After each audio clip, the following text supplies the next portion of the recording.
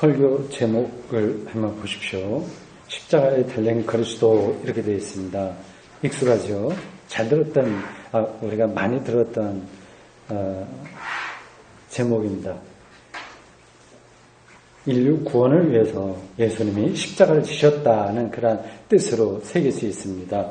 그런데 사실 십자가와 그리스도라고 하는 이 낱말의 조합은 자연스러운 게 아닙니다. 십자가의 죽음이라고 하는 것은 하나님으로부터 버림받았다고 하는 뜻입니다. 그리스도는 하나님이 보내서 메시아로 오셨다는 그런 뜻입니다. 같이 하나님에게서 버림받았다고 하는 거하고 하나님께 버림을 받았다고 하는 말이 안 어울리는 거예요.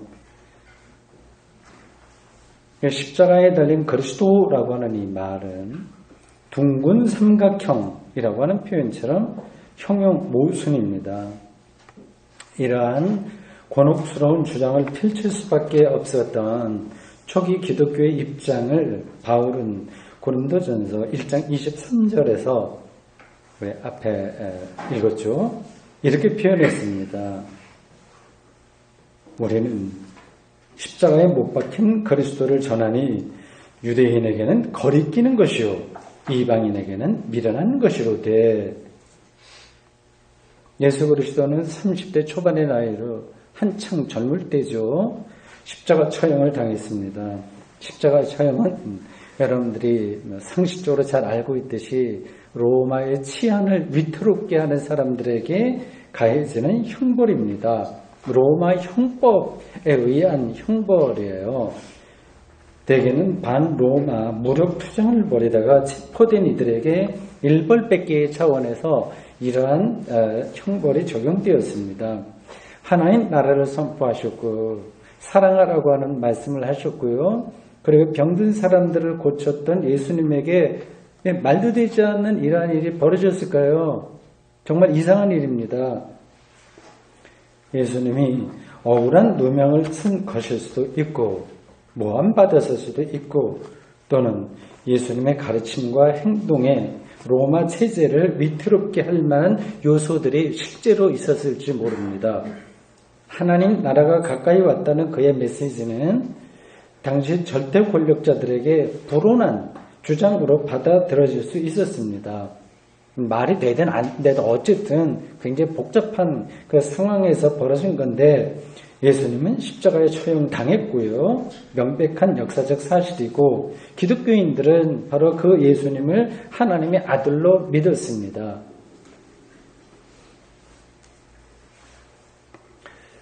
바로 앞에서 인용한 이 성경 구절 고린도전서 1장 23절에는 그리스도의 십자가를 거부하는 이렇게 제쳐놓는 두 세력이 나옵니다. 하나는 유대인들입니다. 그들은 십자가에 못 박힌 그리스도를 거리낌의 대상으로 여겼습니다. 본문에 나온 그대로 제가 말씀드린 거예요. 이게 그렇게 상황이 간단한 게 아닙니다. 똑같이 로마의 불의한 통제를 받고 있는 입장에서 유대인들도 그렇잖아요. 계속 식민지를 살았고요. 예수님이 로마 법에 의해서 십자가에 달리셨다고 하면 같은 처지 아니겠습니까? 그런데 왜 그리스도 십자가 이 사건을 거리꼈을까요? 유대인들이 로마 제국의 무력에 대항하던 이들에게 십자가 처형이 내려지는 것을 예수님이 그렇게 했다고 하는 게 아니라 십자가는 그런 사람들에게 내려졌다고 하는 거예요. 그거 자체를 달가워하지는 않았습니다. 그렇다고 해서 십자가 처형당한 사람을 비호할 입장도 아닙니다. 굉장히 입장이 난처한 거예요. 어느 정도 동정심은 가졌겠지만 속으로는 귀찮은 거죠. 십자가에 달려 죽은 자가 옆에 있는 게 귀찮은 거예요. 왜냐하면 십자가 처형당한 사람으로 인해서 불편한 일들이 많이 발생하기 때문입니다. 그러니까 민폐를 이제 끼치게 되는 거죠. 십자가에 달린 사람이 그렇습니다. 상식적으로 생각해 보세요. 어느 마을에 십자가에 달린 사람이 나왔다고 합시다. 그러면 로마 제국이 그 마을에 대한 감시를 어떻게 하겠어요? 더 강화하는 거죠. 그리고 뭔가 트집을 잡으려고 할 겁니다. 이게 불편한 거예요. 유대인들은 하나님이 자신들과 함께한다고 하는 증거를 기적적인 특별한 현상에서 찾았습니다. 대표적으로 출애굽 사건이 그것입니다.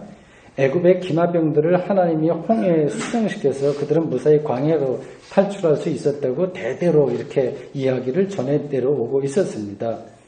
고린도전서 1장 22절에서 바울은 유대인들의 이러한 신앙을 정확하게 이렇게 규정했습니다. 오늘 성경 본문 읽은 거예요. 유대인은 표적을 구한다. 그러니까 기적을 구한다고 하는 겁니다. 유대인들에게 예수의 십자가 처형은 기적신앙, 표적신앙과 반대되는 겁니다. 예수가 십자가에서 내려와 로마 군대를 박살내는 그러한 기적을 보여야만 했습니다. 유대인들에게는 그게 하나님이 함께한다고 하는 증거인 거예요. 예수님과 같은 자리에서 십자가에 달린 강도한 사람이 같이 십자가에 달린 그 예수에게 이렇게 이야기했다고 하죠. 마태복음 27장 40절이 전하고 있습니다. 네가 하나님의 아들이라면 너 자신을 구원하고 십자가에서 내려와 봐. 그리고 복음서 기자가 증언하고 있습니다. 그리고 또 그 자리에 있었던 다른 관리들, 그러니까 예수의 사형 집행에 대한 집행 관리들, 그들이 누가복음 23장 35절에는 또 이렇게 빈정댔습니다. 저가 예수를 향해 십자가에 달리는 예수를 향해 이제 말하는 거죠. 저가 남을 구원하였으니 만일 하나님이 택하신 자 그리스도면 자신도 구원하라. 유대인들의 기적과 표적 신앙을 찾는 게 이런 데서도 다 나타납니다. 이렇게 십자가에 무기력하게 죽은 예수는 하나님 함께 한다고 하는 증거가 안 되는 거예요. 따지고 보면 오늘 현대인들도 유대인들과 똑같이 기적신앙으로 살아갑니다. 성공신화를 누구나 꿈꿉니다. 그런 소식을 들으면 마음이 혹하는 거죠. 세상은 성공하는 길을 제시하고 거기서 낙오가 되지 말라고 계속 푸시를 하죠. 닥달하죠. 그게 매력적으로 들리는 건 당연합니다. 예수 믿는 사람들도 그런 꿈을 꿉니다. 기도할 때도 그런 걸 기대하고 있는 거예요. 하나님이 기적적인 방식으로 자신의 운명을 성공신화 비슷하게 끌어달라고 말이죠. 이해는 돼요. 저도 그렇게 그럴 수 있겠다 하는 생각이 들긴 합니다. 어느 누가 여기 앉아있는 우리 모두 어느 누가 자신이나 자기 자식들이 30대 초반에 세상으로부터 완전히 따돌림받는 운명을 용납할 수 있겠습니까? 기적적인 성공신화에 마음을 두는 사람에게 십자가에 달린 예수는 거리낌의 대상이 되는 거예요. 여기에 등장한 또 다른 부류의 사람은 이방인들, 즉 헬라 사람들입니다. 지금 바울이 하는 이야기를 제가 여러분들에게 설명하는 중이에요. 그들은 십자가에 못 박힌 예수를 미련한 자다 이렇게 여겼습니다. 십자가에 못 박힌 예수를 믿는 거 헛소리다, 헛수고다 그런 뜻입니다. 그들이 그렇게 생각한 이유는 고린도전서 1장 22절 아까 유대인들의 신앙이 기적 표적이라고 했던 바로 그 구절에서 똑같이 말하기를 그들은 지혜를 최고의 가치로 여겼기 때문입니다. 유대인들은 표적과 기적, 성공신화 그리고 헬라 사람들은 지혜로움이었습니다. 그들에게 지혜야말로 진리에 이르는 즉 신에 이르는 길이었습니다. 당시 헬라 사람들의 철학 전통의 민족이라고 하는 건 여러분들이 아실 거예요. 이 필로소피라고 하는 이 단어가 필로스하고 소피아라고 하는 두 단어의 결합입니다. 필로스는 사랑이고 소피아는 지혜예요. 지혜를 사랑하는 게 이게 철학의 근본입니다. 헬라 사람들이 계속 그런 전통으로 살았습니다. 이런 관점에서 볼 때 십자가의 죽음은 무가치한 거죠. 지혜로운 사람은 로마 형벌이 십자가에 처형되는 길을 가지 않습니다. 따지고 보면 현대인들도 헬라 사람들처럼 지혜를 삶의 최고 가치로 여기면서 살아갑니다. 그것을 구원으로 여기는 거예요. 현대 물리학, 심리학, 경제학, 컴퓨터 공학을 포함해서 모두가 다 지혜를 추구하는 겁니다. 이런 경향은 우리나라가 특히 강해요. 그래서 어릴 때부터 선행학습을 마다하지 않을 정도로 그렇게 지혜, 지식, 거기에 몰두하고 있습니다. 우리의 교육열이 유달리 강했기 때문에 우리나라가 빠른 속도로 경제 성장과 민주화를 이루었는지도 모릅니다. 이런 것이 다 지혜를 구하는 헬라 사람들의 태도와 맥을 같이 합니다. 저는 이러한 태도를 나쁘다고 생각하지 않습니다. 속된 표현을 하면 무식하게 사는 것보다는 유식하게 사는 게 좀 낫죠. 시를 이해할 줄 알고 물리학도 좀 알고 예술과 음악도 감상할 줄 알고 철학을 아는 게 삶을 풍요롭게 하는데 도움이 됩니다. 저도 그런 길을 걸어온 것 같아요. 신학도 사실은 이 지혜를 얻는 방편입니다. 문제는 그런 것에만 절대적으로 묶여있는 한 십자가에 못 박힌 그리스도를 미련한 사람으로 취급할 가능성이 높다는 데 있습니다. 바울이 복음을 전하던 그 시대에 2000년 전이죠. 그때는 기적을 추구하던 유대인들과 지혜에 몰두하던 헬라 사람들이 다 대세였어요. 유대의 종교와 헬라 철학, 학문 이런 것들이었습니다. 근데 바울은 그들의 생각을 물리쳤어요. 이 사실은 이 바울이 굉장히 유식한 사람이에요. 공부 많이 한 사람입니다. 이걸 물리쳤습니다. 고린도전서 1장 24절에서 바울의 강력한 소리를 들을 수 있습니다.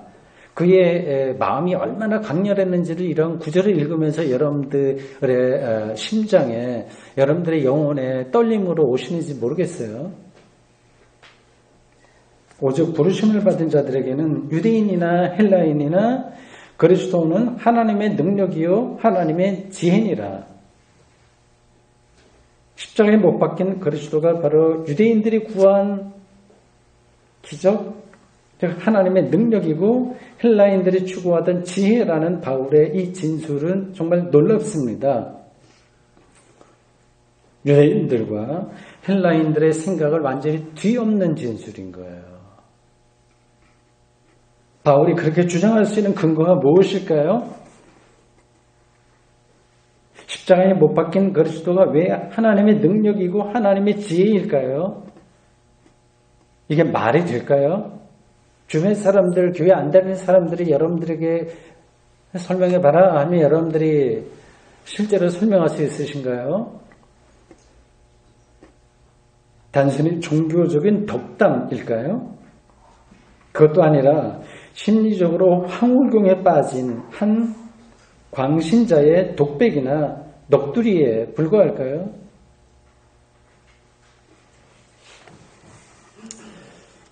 먼저 유대인들의 기적신앙과 헬라인들의 지혜신앙이 과연 우리를 구원하는지, 좀 쉽게 말하면 우리를 행복하게 하는지를 생각해야 됩니다. 바울은 이미 그것을 뚫어보았기 때문에 이렇게 과감한 발언을 할 수 있었습니다. 이 기적신앙이라고 하는 것은 앞에서 성공신화다 오늘 식으로 말하면 그렇게 말씀드렸어요. 벼락부자가 되었다고 해서 고속 출세를 했다고 해서 행복한 게 아니라고 하는 사실은 너무 진부한 말이긴 하지만 여전히 붙들고 있어야 될 진리입니다. 물질적인 풍요로 인해서 우리의 삶이 상대적으로 좀 편리해질 뿐이지 그것이 절대 행복의 조건은 아닙니다. 우리나라에서는 목회마저도 성공 실패 이런 잣대로 말을 해요. 어처구니없는 일들을 우리는 아주 교회에서 쉽게 목사들 사이에서도 쉽게 말을 합니다. 수만 명 신자들이 모이는 교회의 신자들과 그 교회 담임 목사가 행복할까요? 아니면 100명도 모이지 않는 대구센터교회 신자들과 정용선 목사가 행복할까요? 대답 안 하시네요. 물론 교회 크기로 목사의 행복을 단순히 측정할 수는 없지만 눈에 기적처럼 보이는 목회 성공이 반드시 그 교회 신자들과 목사의 행복으로 직결되지 않는다고 하는 것만은 분명합니다. 지혜도 그렇습니다. 지혜. 그것은 지식인이나 교양인이 되는 수단이에요. 교양인과 지식인이 반드시 세상을 정확하게 이해하는 것도 아니고 행복한 것도 아닙니다. 노벨상을 받은 사람이 행복한 게 절대 아닙니다. 세상에서 성공하고 지식이 많은 사람, 오늘날 스펙이 높고 연봉을 많이 받는 사람이라고 하더라도 일몰의 장엄한 순간을 느끼지 못할 수가 있어요. 바람에 흔들리는 나뭇잎을 보면서도 아무런 감흥을 느끼지 못할 수가 있습니다. 아무리 지식이 많아도. 자기가 죽는다는 사실을 별로 진지하게 생각하지 못할 수가 있습니다. 그렇다면 그런 사람은 행복한 사람도 아니고 구원받은 사람은 더더욱 아닙니다. 그렇다고 해서 반대로 세상에서 실패하고 무식해야만 행복하거나 구원받았다고 하는 게 아닙니다. 이 구원과 행복은 그런 것과 전혀 차원이 다르다는 뜻입니다. 그 전혀 다른 차원을 아는 데에는 성공신화나 지식이나 스펙이 상관없습니다. 그것을 바울은 26절 이하에서 자세하게 설명합니다. 아주 친절하게 설명해요. 아주 알아듣기 쉽게 설명합니다. 그래서 이런 성경 본문을 읽을 때는 이건 설교하면 오히려 설교가 어려우니까 성경만 읽고 마는 게 낫지 않나 그런 생각이 들 때가 많아요. 바울이 이렇게 말합니다. 당시 초기 교회에는 사회적으로 이름난 사람들이 많지는 않았어요. 중산층 이하, 오히려 하층에 속한 사람들이 많았습니다. 노예들도 제법 있었다고 그래요. 그 사실을 바울은 저는 부끄럽게 여기지 않았습니다. 고린도 교회에 그런 사람들이 있었지만 부끄럽게 여기지 않았어요. 오히려 거기서 하나님의 섭리를 깨달았습니다. 26절에서 28절을 제가 공동 번역으로 읽겠습니다. 들어보십시오. 형제 여러분, 여러분이 하나님의 부르심을 받았을 때의 일을 생각해 보십시오. 세속적인 견지에서 볼 때 여러분 중에 지혜로운 사람, 유력한 사람 또는 가문이 좋은 사람이 과연 몇이나 있었습니까? 그런데 하나님께서는 지혜 있다는 자들을 부끄럽게 하시려고 이 세상에 어리석은 사람들 당신들을 택하셨으며 강하다는 자들을 부끄럽게 하시려고 이 세상에 약한 사람들 당신들을 택하셨습니다. 또 유력한 자를 무력하게 하시려고 세상에서 보잘것없는 사람들과 멸시받는 사람들 곧 아무것도 아닌 사람들을 택하셨습니다.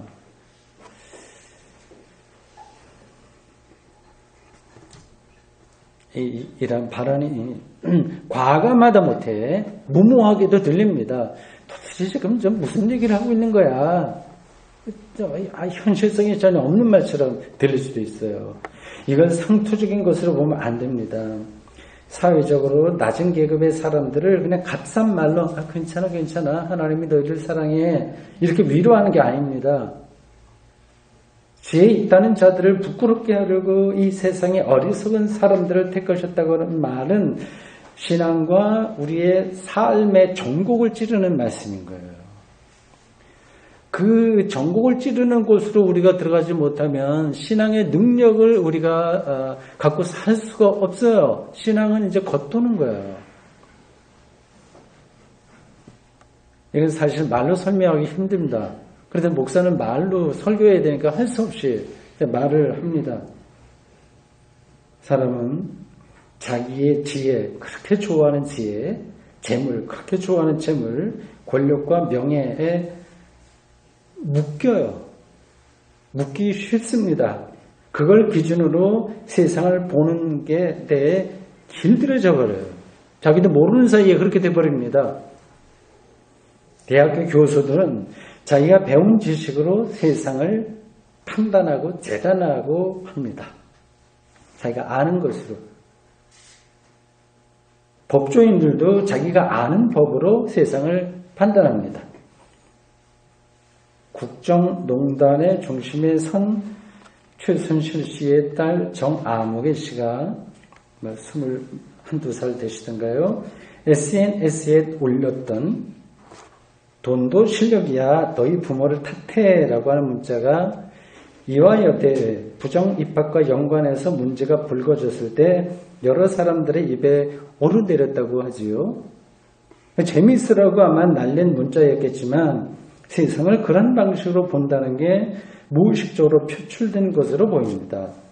몇 년 전에 어떤 교육부인가 어딘가 고위 관료가 민중들을 개나 돼지처럼 먹을 것만 주면 된다는 식으로 폄하했다고 합니다. 인간과 삶에 대한 왜곡이에요. 사람은 자기를 부단히 성찰하지 않으면, 예수 믿는 사람들도 마찬가지인 거예요. 성찰하지 않으면 자기 주관에 떨어져서 편견을 갖고 세상을 봅니다. 바울은 그 사실을 뚫어보고 지혜 있는 자들을, 그 지혜로서 세상을 편견하고 있는 그런 자들을 부끄럽게 하려고 하나님이 세상의 어리석은 사람들을 복음의 세계로 부르셨다고 이렇게 과감하게 선포할 수 있었습니다. 바울 당시나 지금이나 세상에 지혜로 무장한 사람들은 자신들이 절대 부끄러움을 당한다고 생각하지 않을 겁니다. 그건 맞는 이야기예요.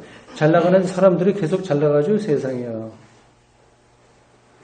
뭐 무슨 부끄러움을 당합니까? 어쩌다가 그런 일이 있지만 일반적으로는 잘 나가는 사람은 그냥 잘 나갑니다.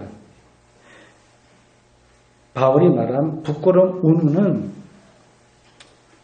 사람들이 거리끼게 생각하고 미련한 것으로 치부하는 십자가에 못 박힌 그리스도로 인해서 예수 믿는 사람들이 생명을 얻었다고 하는 뜻입니다. 그걸 가리키는 거예요. 그러니까 한쪽이 절대 생명을 얻으면 다른 쪽은 본인들이 의식하든 의식하지 못하든 부끄러움을 당한 겁니다. 그것을 바울은 30절에서 이렇게 풀어서 설명합니다. 이것도 공동번역입니다. 그리스도는 하나님께서 주신 우리의 지혜이십니다. 지혜, 소피아, 지혜이십니다. 그분 덕택으로 우리는 하나님과의 올바른 관계에 놓이게 되었고, 놀라운 진술이에요. 하나님과 올바른 관계에 놓이게 되었고 하나님의 거룩한 백성이 되었고 해방을 받았습니다. 이것은 다 하나님께서 하신 일입니다. 제가 천국 가서 제일 만나보고 싶은 사람이 바울이에요. 이게 무슨 뜻인지를 더 정말 알고 싶습니다. 이 구절에서 핵심 단어는 지혜, 하나님과의 올바른 관계, 하나님의 거룩한 백성, 해방입니다. 네 가지예요. 이런 성서 언어를 실감 있게 읽지 못하는 경우가 많습니다. 이것만이 아니라 성서의 세계가 와닿지 않은 경우가 많아요. 며칠 전 아침 식탁에서 제가 둘째 딸과 나눈 대화입니다. 그 아침에는 주로 이제 둘이 식탁에 앉으니까요. 얘야, 창밖을 봐라. 응달에 아직 눈이 남아있다. 대나무, 아침 햇살. 그리고 딸과 아빠가 대화하는 이 순간이 꿈결처럼 아름답지 않니? 이렇게 내가 얘기하자 딸이 이렇게 답변했습니다. 그래요? 정말 그게 느껴진단 말이에요? 나는 그런 게 전혀 눈에 들어오지 않고 저런 거 보면 그냥 춥다는 느낌만 드는데 바울은 십자가에 못 박힌 그리스도를 통해서 하나님과의 올바른 관계를 맺게 되었고 다른 것도 필요한 거 계세요? 세상을 사는데 해방을 받았다고 말합니다. 그게 실제로 어떤 건지 이해가 되고 느껴지고 그래서 거기서 어떤 삶의 능력을 경험하는지요? 아니면 전혀 현실을 느껴지지 않은지요? 어떻습니까? 십자가에 못 박힌 그리스도 덕택으로 우리가 해방을 받았다고 하는 말을 봅시다. 나머지 세 가지 항목도 여기가 다 연결됩니다. 해방을 받았다는 것은 하나님과의 관계가 회복되었다고 하는 뜻이고, 이것이야말로 헬라인들이 추구하던 지혜이고 유대인들이 원하는 하나님의 거룩한 백성이 되는 것입니다. 이것을 가능하게 하는 근거는 십자가에 달린 예수 그리스도이십니다. 예수 그리스도와 십자가 처형은 사실은 어울리지 않는다고 앞에서 내가 이미 말씀드렸어요. 예수 당신 스스로도 십자가의 죽음을 달갑게 생각하진 않으셨습니다. 예수님이 조금만 타협적으로 대처하셨다면 그건 십자가에 못 박히지 않을 수 있었습니다. 조금 더 오래 살 수 있었습니다. 그러나 예수는 30대 초반에 유대인 한 남자 예수는 십자가의 죽음이 하나님의 뜻이라면 순종해야 됐다고 생각했습니다. 자신의 세대가 인류 구원을 위해서 십자가에 달려 죽겠다고 하는 말이 아니라 그 어떤 위기나 위협에 따진다고 하더라도 하나님 나라가 가까이 왔다는 사실을 선포하지 않을 수 없다는 그런 결단입니다. 이게 제가 말은 간단하게 하지만 자기의 운명을 던진 거예요. 하나님 나라를 그는 선포했고 그 사실에 전적으로 부합한 삶을 살았기 때문에 결국 그는 체포당해서 재판받고 십자가에 처형당했습니다. 하나님의 뜻에 절대 순종한 결과가 바로 십자가의 죽음이었습니다. 이 사건을 통해서 예수의 제자들과 추종자들은 전혀 새로운 생명을 경험했습니다. 하나님이 십자가의 죽음이라고 하는 무기력하게 보이는 방식으로 인간을 구원하셨다고 하는 사실을 깨달았습니다. 이로 인해서 제자들과 초기 기독교인들은 십자가에 떨어지는 운명을 두려워하지 않게 되었습니다. 이런 사람은 생명을 얻은 겁니다. 바울은 오늘 설교 본문 조금 다음 장 2장 2절에서 예수 그리스도와 그의 십자가에 못 박히신 것 외에는 아무것도 알지 않기로 작정했다고 고백했습니다. 놀라운 선언의 진술이에요. 왜냐하면 십자가의 예수 그리스도가 바로 하나님의 능력이며 하나님의 지혜라는 사실을 알았기 때문입니다. 우리 이런 신앙의 후예들이에요. 이제 여러분 세상의 여러 가지 주장에 그렇게 솔깃해하지 않아도 됩니다. 누가 잘났냐 하는 것으로 더 이상 경쟁하지 않아도 됩니다. 십자가에 달린 예수 그리스도 안에 있는 사람은, 그와 결합되어 있는 사람은 죄와 죽음으로부터 해방되었기 때문입니다. 아멘. 기도하겠습니다. 주님, 오늘 이렇게 저희들 2000년 전 사도 바울, 우리 신앙의 선배였던 사도 바울의 이 편지를 통해서 십자가에 달린 예수 그리스도가 바로 하나님의 능력이고 지혜라고 하는 사실을 다시 한번 기억합니다. 이런 바울의 고백이, 이런 진술이 하나의 신앙적인 정보가 아니라 성서에 대한 그거를 좀 더 많이 아는 것으로 끝나는 게 아니라 실제적으로 우리의 삶, 우리의 인생, 우리의 존재, 우리의 실존, 우리의 운명에 참된 능력이 되기를 원합니다. 예수님 이름으로 기도합니다. 아멘.